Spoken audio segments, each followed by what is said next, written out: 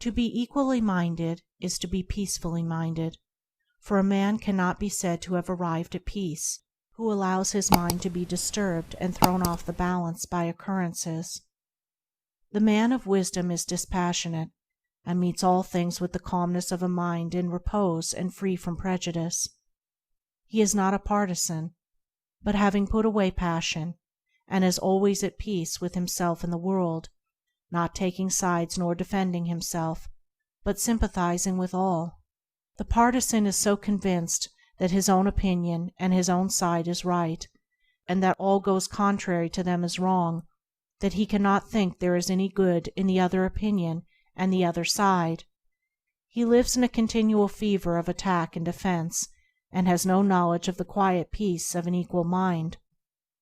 The equal-minded man watches himself in order to check and overcome even the appearance of passion and prejudice in his mind, and by so doing he develops sympathy for others, and comes to understand their position and particular state of mind, and as he comes to understand others, he perceives the folly of condemning them and opposing himself to them.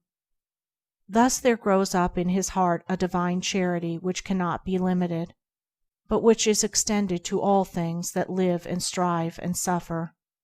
When a man is under the sway of passion and prejudice, he is spiritually blind. Seeing nothing but good in his own side, and nothing but evil in another, he cannot see anything as it really is, not even his own side, and not understanding himself, he cannot understand the hearts of others, and thinks it is right that he should condemn them. Thus there grows up in his heart a dark hatred for those who refuse to see him and who condemn him in return. He becomes separated from his fellow man, and confines himself to a narrow torture chamber of his own making. Sweet and peaceful are the days of the equal-minded man, fruitful in good, and rich in manifold blessings. Guided by wisdom, he avoids those pathways which lead down to hatred and sorrow and pain, and takes those which lead up to love and peace and bliss. The occurrences of life do not trouble him, nor does he grieve over those things which are regarded by mankind as grievous, but which must befall all men in the ordinary course of nature. He is neither elated by success nor cast down by failure.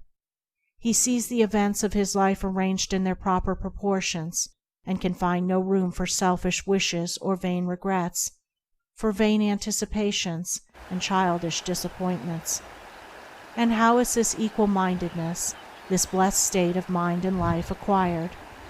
Only by overcoming oneself, only by purifying one's own heart, for the purification of the heart leads to unbiased comprehension.